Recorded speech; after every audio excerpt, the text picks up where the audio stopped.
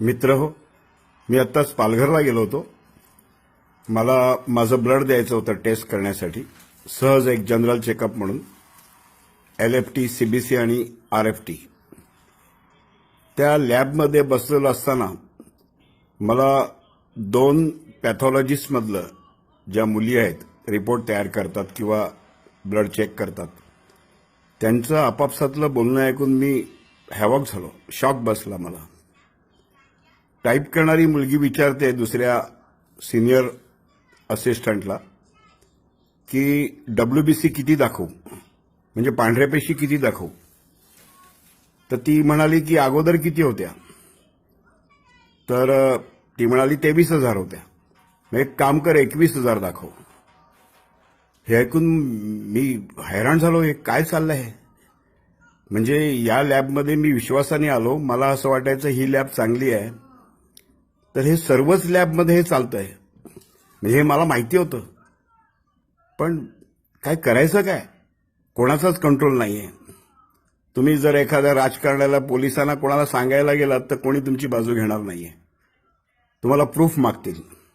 कुठून आणायचे प्रूफ. आता मी हे स्वतः प्रत्यक्ष पाहिलं. आज जर मी हे बोललो, तुझ्याकडे काय प्रूफ आहे म्हणून विचारतील.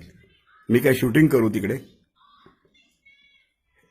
पालघरला माझ्या मिसेसला एकदा बरं नव्हतं, तेव्हा एका डॉक्टरांकडे आम्ही चेकअप केलं आणि स्पाईनचा प्रॉब्लेम होता, मणक्याचा.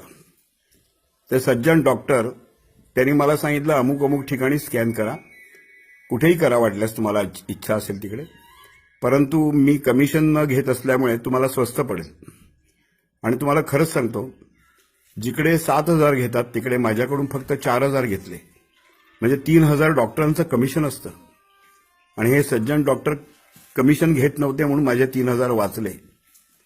त्यांच्या हॉस्पिटलच्या बिलमध्ये जे प्रोग्राम केलेलं बिल असते, त्यात बिल 7,000च आलं, पण त्यांनी डिस्काउंट म्हणून 3,000 दाखवले.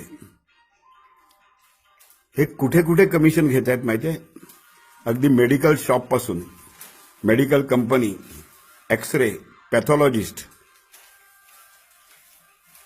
तुमचं ॲम्ब्युलन्स, हॉस्पिटल्स. कशी तोडणार ही लिंक तुम्ही. आणि उद्या जर मी या क्षेत्रात काम करायला लागलो तर मला पण धोका आहे. तुम्ही सावध व्हा. खरं तर आजारीच पडू नका. आजारी न पडण्यासाठी जे जे काय उत्तम मार्ग आहेत ते अवलंबा. आणि एकदा आजारी पडलात तर डॉक्टर तुमची वाट बघतच आहेत.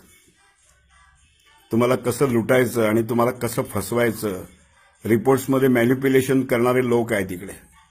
मला खूप वाईट वाटलं. हे मी खूप हिंमत करून बोलतोय.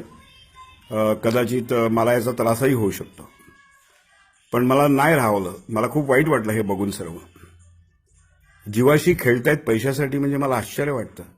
अरे कमवा ना पैसा, एथिकनी कमवा, चांगली ट्रीटमेंट द्या, चांगले रिपोर्ट काढा. कॉम्पिटिशनसाठी काय करताय तुम्ही. आपल्या लॅबमध्ये माणसं जास्ती यावी म्हणून तुम्ही असे प्रकार करताय. आपल्या हॉस्पिटलमध्ये जास्ती पेशंट यावे म्हणून तुम्ही खोटे रिपोर्ट बनवून घेताय. भयंकर आहे.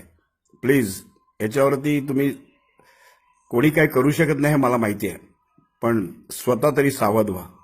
मी तर म्हणेन की थोडेसे पैसे खर्च होतील, पण CBC जर एका लॅबमध्ये केला तर दुसऱ्या लॅबमध्ये तो करून घेतला पाहिजे. सेम येतात का बघायला पाहिजेत रिपोर्ट. कदाचित तुमचे डबल पैसे जातील 2-3 रिपोर्टसाठी. जिकडे तुला 1,200 खर्च येईल तिकडे कदाचित 2,400 येऊ शकतो. पण आपल्या जीवनाचा प्रश्न आहे, तेव्हा तुम्ही 1-2 लॅबवरती विश्वास ठेवू नका. तसंच 1-2 डॉक्टरवर विश्वास ठेवू नका. सज्जन डॉक्टर खूप आहेत जगात. कमी असतील, हाताच्या बोटावर मोजण्या एवढे असतील. काही लॅब पण चांगले आहेत. काही माणसं सज्जन आहेत म्हणून जग चालतंय. पण सज्जन शोधणं हे फार मुश्किल आहे. तुम्ही भाग्यवान समजा की तुम्हाला जर सज्जन डॉक्टर भेटला तर. प्लीज स्वतःची काळजी घ्या.